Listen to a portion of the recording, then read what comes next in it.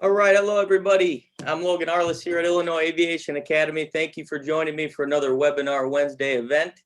It is Cinco de Mayo, so it's all right if you grab a margarita for the show.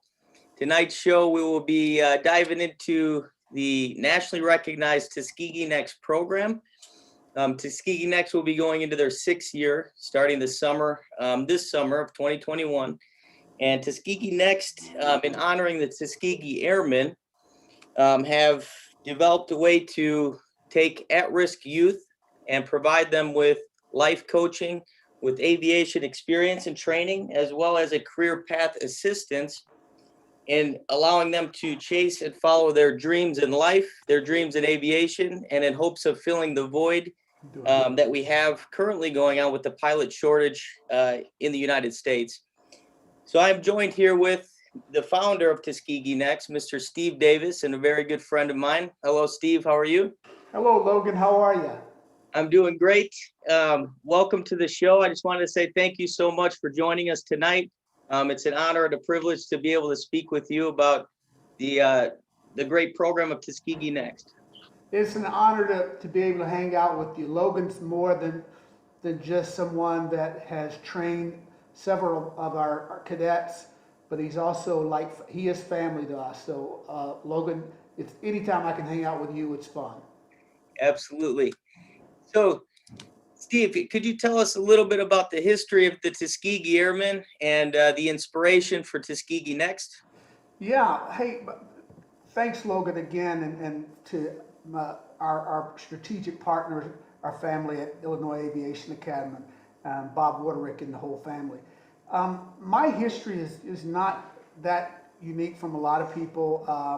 I'm a baby boomer. My father was a veteran of World War II, excuse me, and just my hero. And I think they have been called the greatest generation because my dad, who as an African American, was raised in the segregated South. When he went into the military at that time, it was segregated, but he was able to do great things. And when he came out of the military, raised myself and my six brothers and sisters and my mom, and we just had a great life. But I look at my dad as a true hero, a true patriot. And to me, a patriot is somebody that gives more than they take, because I can tell you unequivocally, my dad loved this country more than the country loved him.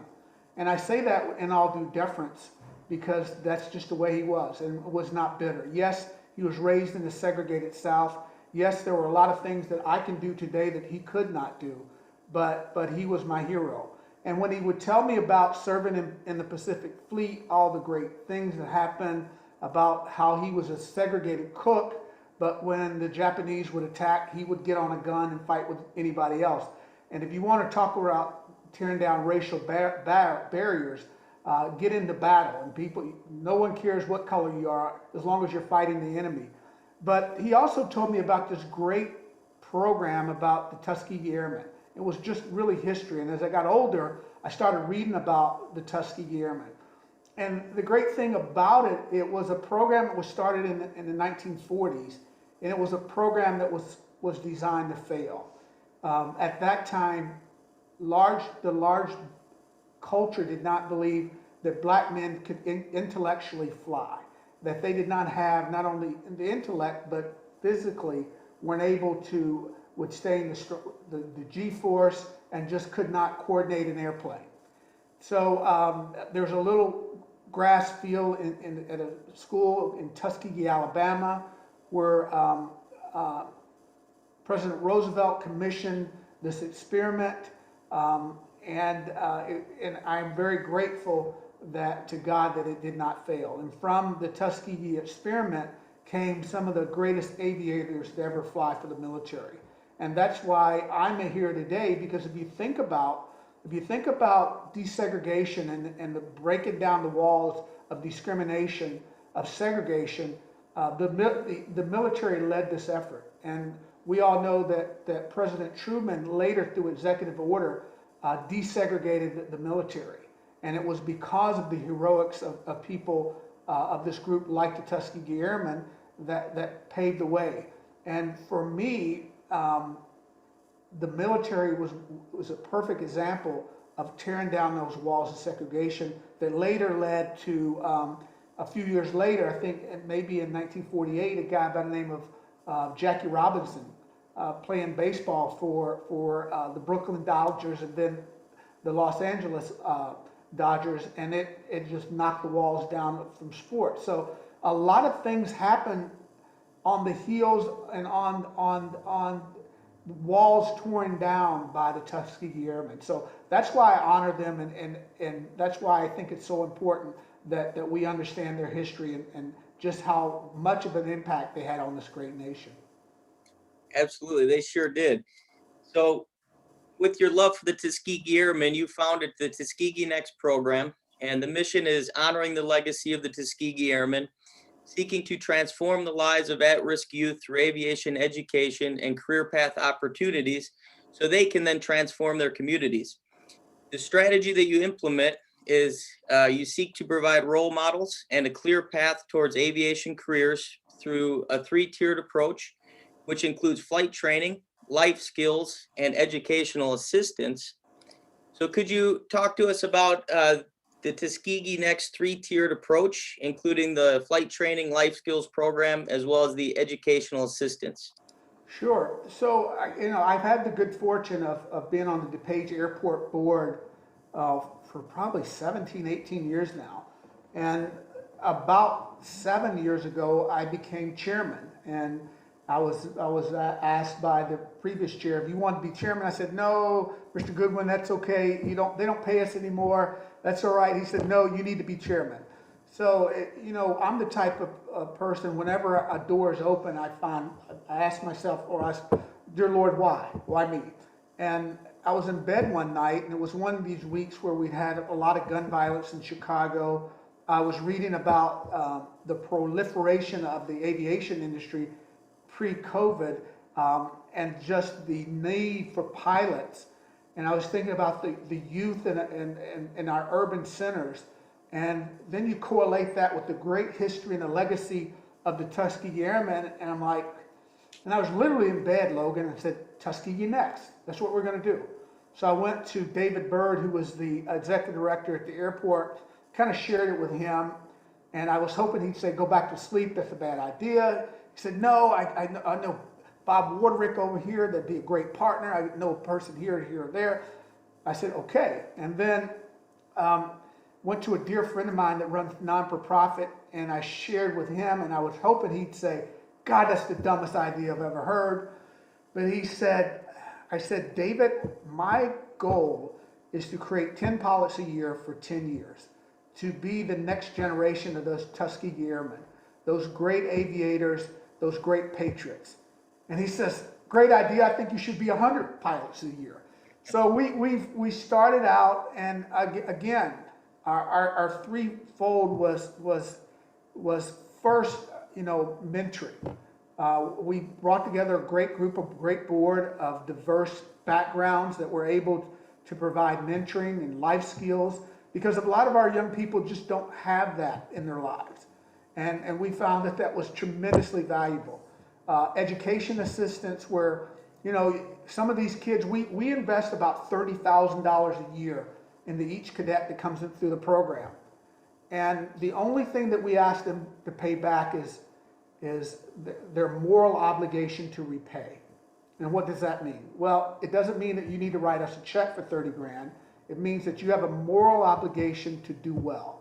You have a moral obligation to be able to literally soar, to position yourself, your family, and your community in a positive impact. And hopefully one day be able to sponsor a kid like yourself. And I have just found that it's just been so rewarding. We've had, we're a little bit behind. We've had 43 kids come through the program. I think 38 or 39 are actual pilots. So out of 43 kids in 5 years, 39 pilots, I was a little bit upset because I'm a competitor, and I thought I wanted 100%.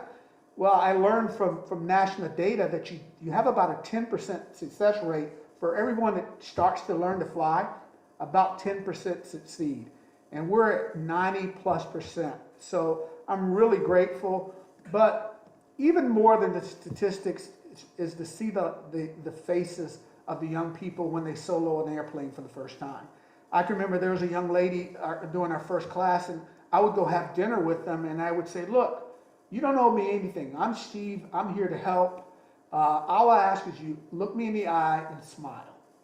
And this young lady had the most difficult time doing that. And I didn't know if she didn't trust me, if there's a generational thing, because I was always taught, look people in the eye and smile. I happened to catch her the day she soloed for the first time. And there was a smile on her face and confidence and a glow in her eye that I don't think anyone could ever take away. And that's when I knew that we had something great. And it's been great, and thank God for people like Bob Warderick and you, Logan, that are on the ground fighting with these kids, teaching these kids, doing push-ups, doing jumping jacks, putting them in an airplane, taking them through stalls when it's 90 degrees. God bless you. Thank you. Absolutely. It's so rewarding, as you mentioned, is seeing them progress, seeing them achieve, some of the dreams that they've always wanted to do. And like you said, all the work that they put into it, it is very rewarding at the end of graduation every year. So we're now going into the 6th year of the program. And as you mentioned, Tuskegee Next has sponsored just shy of 50 cadets. You've had cadets from all corners of the United States. So how do cadets apply for this program, and how are the cadets selected for the program? Great question, because I know you're part of the selection committee. Well, anyway, initially thinking, because I love aviation, I like to fly private as much as I can. I love to fly commercial. I'm one of those few people, if it wasn't for my time, I don't mind connecting flights, because I get to go to fly and go to cities and people watch, but only time constraint makes me not want to do that. But when I first started the program, initially we were going to try to recruit out of Chicago. And we had a very good success with an After School Matters and Tamara Holmes in her program, Aerostars. And worked really well, because she would work with these young kids, give them some aptitude, some just general knowledge about aviation, take them to a Young Eagles rally, maybe get them the first flight so they would really have an understanding of what they want to do. And God bless Tamara and what she does in her program. And then they could come into our program like ours, and we can get ground school training and then actually get their flight training within a 10 to 12 week period. Well, we did that the first year, and we got 8 out of 10 through, but it was tough. So we really try to target kids that have already had some aviation experience, and the best thing would be have already soloed and or passed the written. It makes it much easier. So what we originally was trying to do in the Chicago region, I was a little disappointed at the number of applications. So we opened it up to where we've had kids from the Virgin Islands. We partnered with people like OBAP, the Organization of Black Aerospace Professionals, who has a solo program. And that really became a feeder system. So for us, working with Aerostars, maybe going to OBAP, coming into our program, is kind of the perfect setup for success. And then help them along with some strategic partners that we have with people like Pellissippi State and Knoxville, Tennessee. We've had a lot of our kids go to Middle Tennessee State, and I'm not biased because I'm from Tennessee. I just have some relationships there. But we're also talk to people at DePage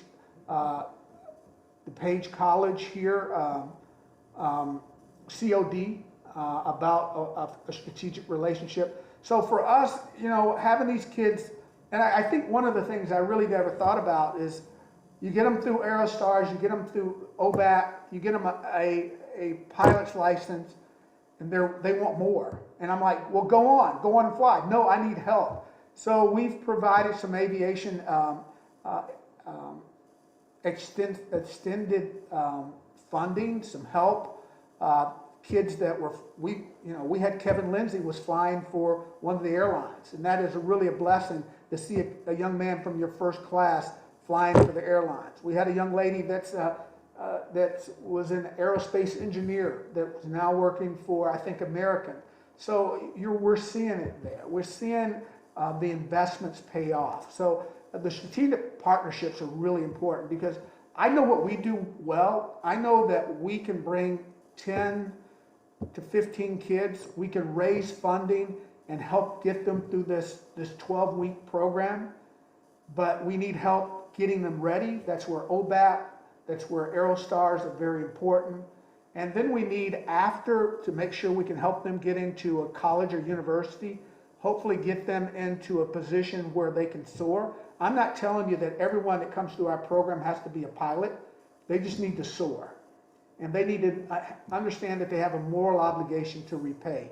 And I'm very grateful to our strategic partners. You have on the screen OBAP, OBAP, the Aviation Community Foundation. God bless the Tuskegee Airmen Dodo chapter. Ken Rapier was one of our first supporters. Our friends at Pellissippi State, Dr. Anthony Wise, Aerostar with Tamara Holmes. And I would, last but not least, Logan, Bob Warderick and his family, his mom and dad, the whole family have been a part of Tuskegee Next since its birth. And we're grateful because without strong strategic partners, we would not be successful. And we're really looking for, I talk about sports and I talk about the military a lot, but I'm really challenging that we can find an airline, because if airlines are having all these tough times finding pilots, we have them. And what I guess upsets me most is that people think that if you have a program that targets diverse young men and women, that we're exclusive. We're not exclusive, we're inclusive. And when United announces that it wants to increase women and minority pilots, that somehow the standards are going to be lessened. They're not. The bar's raised. When I have trainers like you raise the bar. You don't let any kid off because they had a tough morning or because they may have come from a tough environment. You don't do that. We will have the best and brightest, and that's what I'm most proud of. And hopefully we can get a United or a Southwest or an American or someone to say, hey, we love that program. We're going to come over and adopt you. That would be great. That would be fantastic. And it have already been recognized several times by some of the airlines. So Yes. that's not too far off. Now, going into the 6th year of the program, what would you say have been the biggest achievements and what have been the biggest challenges this far? The biggest achievements are the little things. It's seeing somebody that not confident smile. It's seeing somebody solo an airplane for the first time. It's seeing people's lives being changed. Logan, one of the things that I don't think I realized, that you have 17, 18, 19-year-old young men and young women that are going to be these great pilots, but during the day they have to live together. They eat together. They dorm together.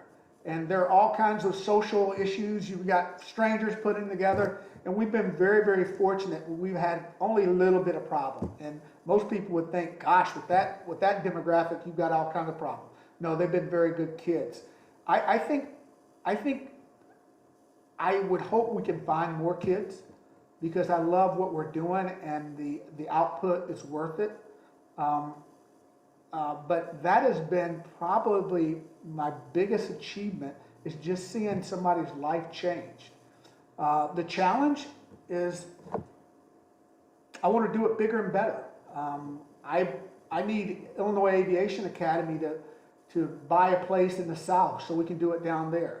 I need a major airline to come and partner with us and help young people soar. I need mentors to come in and work with our kids. We have the great fortune of some great companies. Wintrust has been a supporter since the beginning, and Ed Waymer, every year except last year because of COVID, takes a few hours to meet with our kids. Ed runs the biggest Chicago-based bank in Chicago, and he loves our program. They have 2 members on our board. Inland Real Estate, they meet with our kids every year. John Rogers at Aerial Capital has met with our kids. I'm going to miss somebody. Mead Electric meets with our kids. I'm just overwhelmed about the number of people in our industry that have come behind us to support. I have a business in the electrical and construction industry, and the number of people that just come to support us. I'm just overwhelmed by just the number of people that think we're doing great things, and I agree. But nothing is more rewarding than seeing someone fly an airplane for the first time, and you get to see it a lot. Oh yeah. Yep. That is so true. So you've kind of touched on the next question is your future vision for Tuskegee next. So bigger, better airline partnership, maybe a second location. Really, the sky is the limit. Absolutely. And I think also, not to put it all on the airlines, but some of these institutions of higher learnings that specialize in aviation, like an Embry-Riddle, like what is it, Southern, those kind of relationships, it's very difficult. And a lot of times we set our kids up for failure. Nothing would be worse than to spend $30,000 on a kid to become a pilot. They do everything they were taught to do. They're great mentees. They do everything right, and then they have nowhere to go. They have no money. We've got to make sure we can find that bridge that gets them into working for IAA as a certified flight instructor, building up their time, so that when the time comes and one of the airlines call, they've got enough time, they've got a record where they can be available. So I think one of the things we want to make sure is that we bridge, just like we were able to bridge Aerostars with OBAP to Solo, ground school to Tuskegee Next.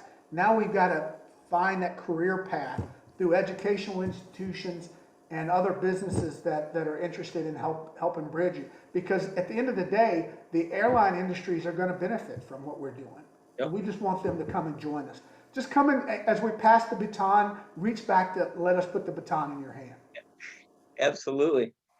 So it costs, as you mentioned, a significant sum per cadet to complete the program. How can one support the cause and become a sponsor of Tuskegee Next? Oh, Logan, great one. Just go online and go to TuskegeeNext.com. You will find a way to be able to donate. And if you can't, call my cell 312-505-5235 and I will figure it out. The return on investment is priceless. I totally agree. We raise about $500,000 a year. That $30,000 per student just covers room, board, and aviation expenses. It doesn't cover any of the other administrative expenses that go with it. So, we're out beating the bushes. We've got our gala coming up in August that we pray that COVID, that everybody will get vaccinated and will come. We hope we'll have it in a big hangar.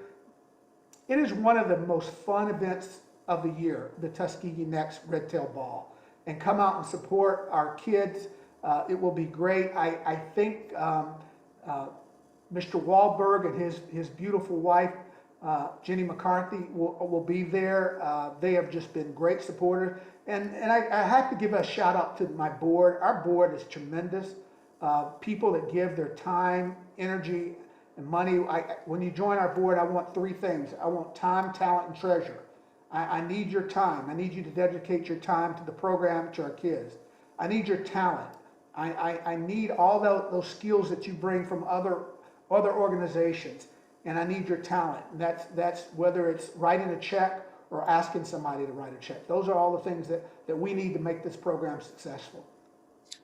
Absolutely. That Red Tail Ball looks like a very fine celebration. It is, and I'm looking forward to seeing you on the dance floor at the Red Tail Ball, Logan.